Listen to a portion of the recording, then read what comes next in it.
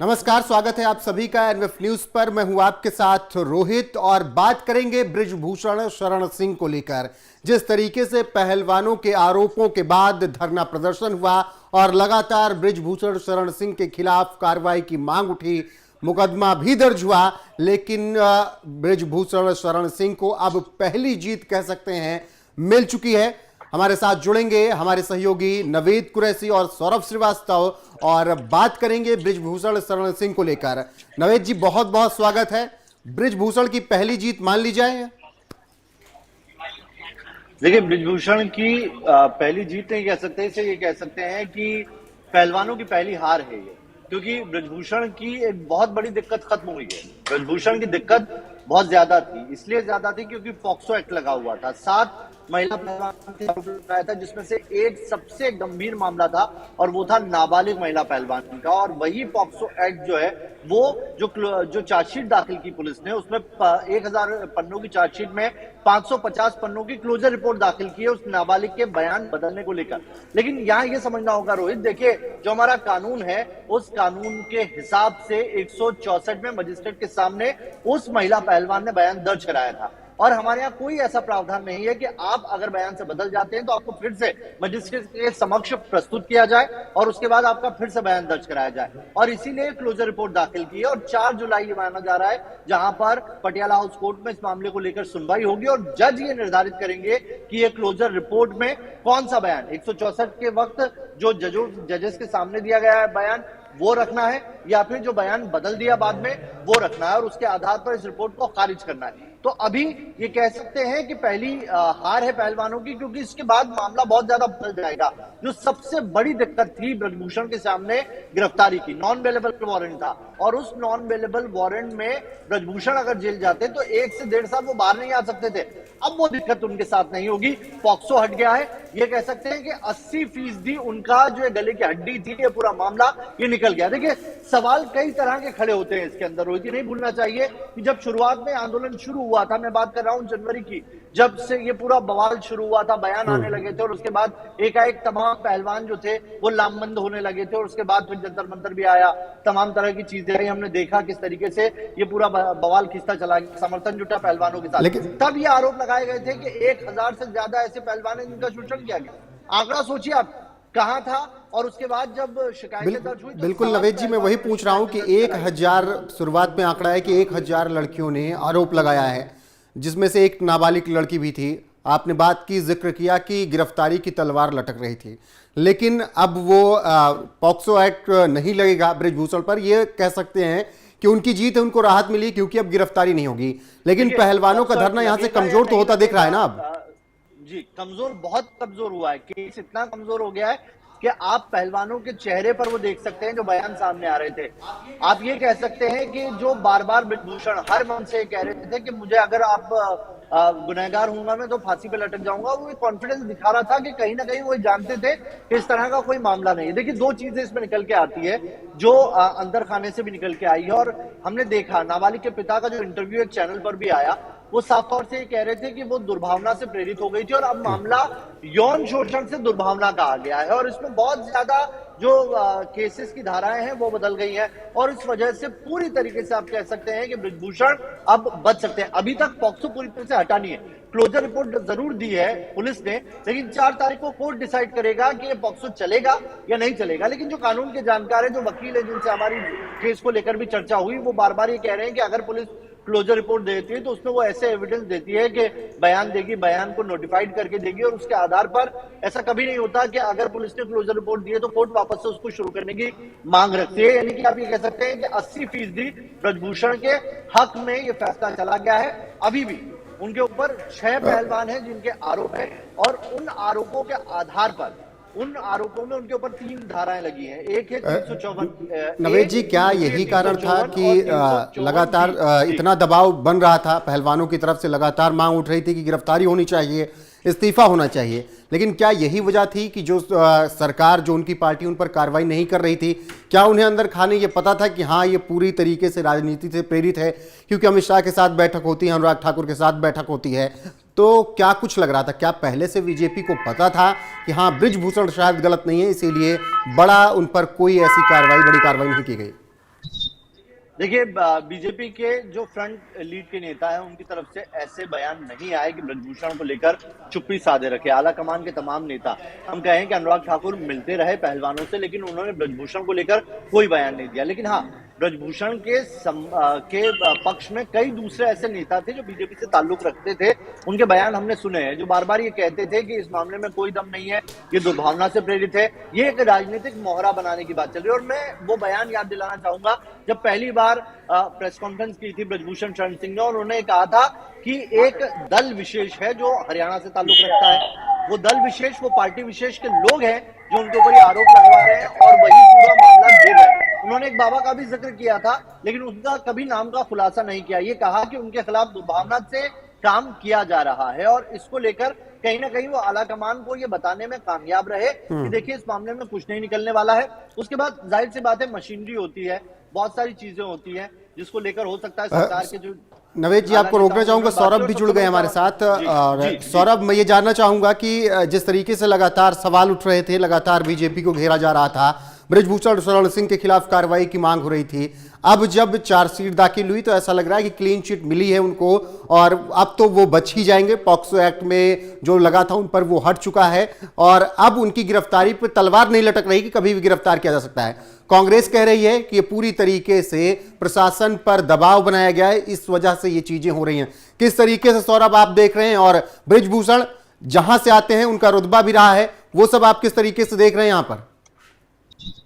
देखिए, जिस तरीके से कांग्रेस या जब उन लोग का धरना प्रदर्शन चल रहा था जंतर मंतर पे, जो भी विपक्ष की पार्टियां गई थी उनको एक मुद्दा मिल गया था पहलवानों के सहारे सरकार को घेरने का। तो अब जिस तरीके से दिल्ली पुलिस ने चार्जशीट दाखिल की है और पॉक्सो वाले मामले में उनको एक तरीके से क्लीन चिट दे दिया, हालांकि 4 जुलाई को कोर्ट इस मामले पे सुनवाई करेगी और उसके बाद आगे की स्थिति क्लियर होगी। लेकिन जो ये कहा जा रहा था कि ब्रजभूषण की लगातार जिस तरीके से एक तरीके से दबाव बनाया जा रहा है उनकी गिरफ्तारी को लेकर के, वो जो गिरफ्तारी की तलवार थी वो फिलहाल टल चुकी है और कहीं ना कहीं ब्रजभूषण को बहुत राहत मिला है क्योंकि अब चुनाव भी आने वाला है। और लगातार अगर जिस तरीके से विपक्ष की पार्टियों की बात करें तो ये कह रहे थे लोग कि सत्ता जो है वो सत्ताधारी दल के होने के चलते ब्रजभूषण लगातार बच रहे, लेकिन अनुराग ठाकुर लगातार पहलवानों के संपर्क में थे। बातचीत उन्होंने साफ तौर पे कहा था कि जो भी जांच हो रही है वो पूरी तरीके से निष्पक्ष जांच होगी। और इसके साथ ही ब्रजभूषण भी लगातार जो मीडिया में अपने बयान दे रहे थे और वो इस बात को साफ तौर पे कह रहे थे कि जो मेरे ऊपर आरोप लगाया गया है, अगर एक भी आरोप सच साबित होता है तो मैं फांसी लगा लूंगा, आप जांच होने दीजिए। और लगातार उन्होंने भी पहलवानों से आग्रह किया था कि आप धरना को समाप्त कीजिए और अपने काम पे लौटिए, गेम पे ध्यान दीजिए। और जो पुलिस का काम है जांच करना, या जो कमेटी बनी है वो जो जांच कर रही है वो जांच करेगी और जो भी रिपोर्ट होगा, जो भी सच होगा वो सबके सामने आएगा। बिल्कुल बिल्कुल सौरभ। नवेद जी, आपके पास फिर आना चाहूंगा। शुरुआत से पता लग गया था कि खेल और खिलाड़ी से आगे ये बातें निकल गई हैं, राजनीतिक हल्के तक ये बातें पहुंच चुकी थी, लेकिन उसी अगर राजनीति में मैं जोड़ूं कि 2024 सामने है और अगर ब्रजभूषण शरण सिंह को इसी तरीके से क्लीन चिट मिल जाती है तो बीजेपी तो कैश करा ले जाएगी फिर इसे। देखिए रोहित, मैं इस मसले पे कई लोगों से बात की, मैंने कानून के जानकारों से बात की जो इस मामले को देख रहे हैं, देश के ये कह सकते हैं सबसे बड़े क्राइम जर्नलिस्ट हैं, उनसे भी इस मामले को लेकर मैं वक्त वक्त पे चर्चा करता रहा। एक स्पोर्ट्स जर्नलिस्ट हैं जो कुश्ती और इन सब चीजों को देखते रहे, उनसे भी मैं चर्चा करता रहा। तो कुल मिलाकर एक बात जो मुझे निकल के सामने आई कि ये मामला जो है, देखिए राजनीति इस मामले में बहुत ज्यादा अंदर तक घुसी हुई है। पहलवानों को हम गलत नहीं कह रहे हैं, लेकिन पहलवानों को पता नहीं चला कि वो कब एक राजनीति का शिकार हो गए। एक ये कह सकते हैं कि एक ग्रुप था, जो ग्रुप देखिए कुश्ती में आप देखिए कि जितने भी मेडल आए हैं ज्यादातर मेडल आते हैं हरियाणा से, लेकिन कुश्ती संघ में जितने भी पदाधिकारी बैठे हुए हैं वो बैठे हुए हैं यूपी के।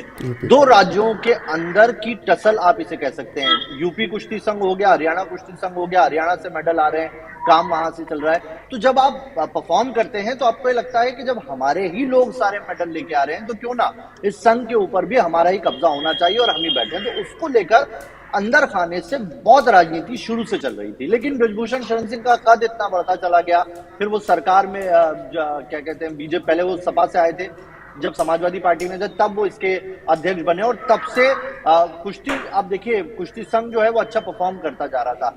यही वो लोग हैं जो पहले बृजभूषण शरण सिंह के काम की तारीफें करते थे, लेकिन बाद में राजनीति बहुत ज्यादा बढ़ गई और हरियाणा के कुछ लोगों पर यह आरोप है कि वो चाहते थे कि इसके ऊपर कब्जा किया जाए और इसके लिए आरोप लगे। ये भी बार बार वो कहते रहे कि क्यों ऐसा हो रहा है कि इतने वक्त से मैं हूं और इतने वक्त में सिर्फ 7 लड़के हैं सामने आए, अगर मेरी मेंटेलिटी ऐसी होती तो बहुत सारी लड़कियां होती। लेकिन पहलवान दूसरी तरफ ये कह रहे हैं कि उनको दबाव बनाया जा रहा है, जो नाबालिग है उनके पिता को भी डराया धमकाया। लेकिन अब वही सवाल है, अब यहाँ नवेद जी फिर वही सवाल है कि अब देखिए क्लीन चिट मिल रही है, अब इसके बाद क्या कुछ होगा? बृजभूषण शरण सिंह के खिलाफ आगे क्या कुछ कार्रवाई हो सकती है? कौन सी परेशानियां भी और उठानी पड़ सकती हैं उनको?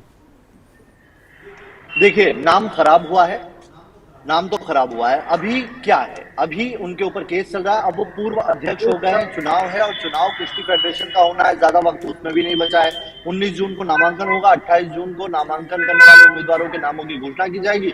2 जुलाई तक आप नाम वापस ले सकते हो, 6 जुलाई को चुनाव कराया जाएगा और उसके बाद इसका रिजल्ट आ जाएगा। यानी कि कह सकते हैं कि बृजभूषण शरण सिंह क्या इतना नाम खराब होने के बाद भी वापस से कुश्ती संघ का अध्यक्ष बनना चाहेंगे या खड़े होंगे, हिम्मत जुटा पाए?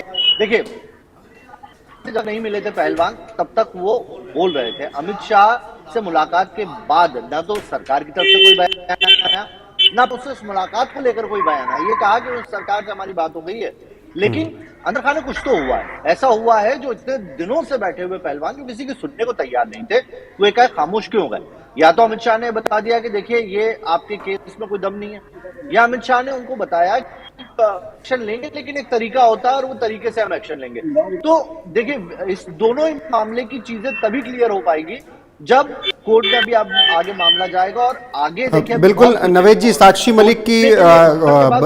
मलिक का बयान आया है, वो भी सुना देते हैं, उसके बाद फिर कुछ आखिरी सवाल होंगे आप दोनों से। तो साक्षी मलिक क्या कुछ कह रही हैं, पहले वो सुना देते हैं यहाँ पे। देखो, कल चार्जशीट में जो है वो दोषी करार उनको दिया गया है और बाकी क्लियर जब होगा, जब हमारे जो लीगल टीम ने है एप्लीकेशन डाली है, 1-2 दिन में उनके हाथ में चार्जशीट आ जाएगी, देन वो क्लियर बता पाएंगे कि क्या क्या चार्जेस लगे हैं और आगे क्या क्या प्रोसेस होगा। आपको कई जो धारा है वो हटाई गई है, इस पे क्या कुछ बोलेंगे आपको?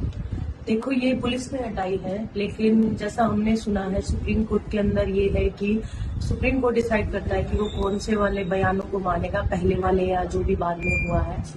और रही बात उसकी, वो तो काफी दिन से हम बता ही रहे हैं कि उसका जो फादर है उनकी पूरी फैमिली के ऊपर बहुत ज्यादा प्रेशर है। उन्होंने एक इंटरव्यू में बोला भी है कि मैं डिप्रेशन में हूँ, दबाव में हूँ। तो इससे तो क्लियर यही समझा जाता है कि उन्हें दबाव के कारण वो टूट चुके हैं। WFA के चुनाव घोषित हो चुके हैं, लेकिन कहा जा रहा है कि बृजभूषण की कोई भी नामी पार्ट नहीं मिलेगा, तो इस पे आप क्या कहेंगे? देखो, ये तो हमारी पहली हमारी मांग थी कि फेडरेशन में उसके घर का कोई भी आदमी ना हो, दूर दूर तक का रिलेशन का ना हो, क्योंकि हम चाहते हैं कि नई फेडरेशन का निर्माण हो जिसमें खिलाड़ी भी हो सकते हैं और जो फेडरेशन को अच्छा भी चला सकते हैं, कोई और अच्छे इंसान भी हो सकते हैं। बस मैं इतना ही कहना। आखिरी सवाल कि अब आपका नेक्स्ट स्टेप क्या होगा, कि आप जो जंतर मंतर रहेंगे या धरना? क्लियर कर दूं कि एक बार चार्जशीट हमें दिख जाए और दूसरा 1-2 प्रोमिसेस जो गवर्नमेंट ने किए थे वो बाकी है। FIR जो उल्टी लेने का उन्होंने बोला था और 2-3 बातें थी, तो वो एक बार सब क्लियर हो जाएगा, उसके बाद ही हम डिसाइड कर पाएंगे कि हमारा नेक्स्ट स्टेप क्या होगा। तो नवेद जी, आपने सुना क्या कुछ कह रहे हैं साक्षी मलिक? उनका वही कहना है कि अभी पुलिस ने क्या कहते हैं क्लीन चिट दी है, अभी तो कोर्ट ने क्लीन चिट दी नहीं है, देखते हैं किन किन धाराओं में अभी उनके ऊपर मामला दर्ज हुआ है। बयान किस तरीके से देख रहे हैं साक्षी मलिक का आप? देखिए, साक्षी मलिक अभी है, क्योंकि अगर ये कहा जा रहा था, देखिए पहलवानों का जो पूरा आंदोलन है वो खत्म हो गया है और जिस तरीके से चार्जशीट आई है इसके बाद मुझे नहीं लगता कि जो पहलवानों की भीड़ जुटी थी जंतर मंतर पर, अब वो वही लौट पाएगी या जुट पाएगी, या वो लोग जो समर्थन में खड़े थे। देखिए, 2 चीजें होती है रोहित, ये समझिए। अभी तक ये चल रहा था कि जो सिंपैथी थी देश की वो पहलवानों के साथ थी, पहलवान जो प्रदर्शन कर रहे थे उनके साथ थी, लेकिन अब अगर उन आरोपों के ऊपर सवाल खड़े हो रहे हैं या पुलिस में वो जो बयान, नाबालिग का बयान बदलना, आप ये मत सोचिए कि सिर्फ धारा हटी है, नाबालिग के बयान बदलने से पहलवानों का केस बहुत कमजोर हो गया। जो पहलवान अभी तक बड़ी बड़ी दलीलें दे रहे थे उनके केस पर इसका आघात हुआ है। जो बार बार सवाल उठा रहे थे कि गिरफ्तारी क्यों नहीं हो रही। देखिए पुलिस ने भी साफ कर दिया गिरफ्तारी क्यों नहीं हो रही। 3 धाराएं हैं जिसके अंदर ब्रजभूषण शरण सिंह के ऊपर मामला बनाया गया है, जो धाराएं लगाई गई 354A, 354 और 354D। 354A और D जो है वो जमानती धारा है, 354 जो है वो गैर जमानती धारा है। लेकिन इन तीनों ही मामले में देखें तो 354A में 1 साल से 3 साल तक की सजा है, 354 ऐसी धारा है जिसके अंदर 1 साल से 5 साल तक की सजा है। यानी कि इसके पास जो जांच करता था उसके पास ये अधिकार था कि 1 साल से 7 साल के कम की जो सजा होती है उसमें अगर आरोपी सहयोग कर रहा है तो गिरफ्तारी करे या ना करे, उसके विवेक पर निर्भर करता है। और ब्रजभूषण शरण सिंह से जितनी बार पूछने के लिए बुलाया गया वो पूछताछ के लिए गए। बिल्कुल नावेद जी, आपने विस्तार से बताया किस तरीके से आगे कुछ कार्रवाई हो सकती है, कौन सी धाराओं में कार्रवाई हो सकती है। तो फिलहाल जिस तरीके से बातचीत हम कर रहे थे लगातार कि ब्रजभूषण शरण सिंह को लेकर मामला जिस तरीके से आगे बढ़ रहा था, क्लीन चिट मिली उनको, क्लीन चिट मिलने के बाद अब मामला अभी भी सुप्रीम कोर्ट में है। सुप्रीम कोर्ट तय करेगा कि क्लीन चिट दी जाएगी या नहीं। लेकिन राहत की खबर है कि नाबालिग ने अपना बयान वापस ले लिया है और इस बयान के वापस होने के बाद राहत की सांस ले रहे हैं ब्रजभूषण शरण सिंह। अब जो उनके ऊपर आरोप लगे थे, जो उनके ऊपर एक कह सकते हैं कि दाग लगा था, जो उन पर लगातार सवाल उठ रहे थे, अब उनके जवाब वो और खुलकर देंगे। लगातार वो ये कह ही रहे थे कि अगर वो गलत साबित होते हैं तो वो कोई भी सजा भुगतने के लिए तैयार हैं। फिलहाल कह सकते हैं कि पहली बाजी ब्रजभूषण शरण सिंह जीत गए हैं, पहलवान पहली बाजी हार चुके हैं। बाकी मामले में जो अपडेट आएगी आप तक जरूर पहुंचाएंगे। हमसे जुड़े रहने के लिए बहुत बहुत धन्यवाद।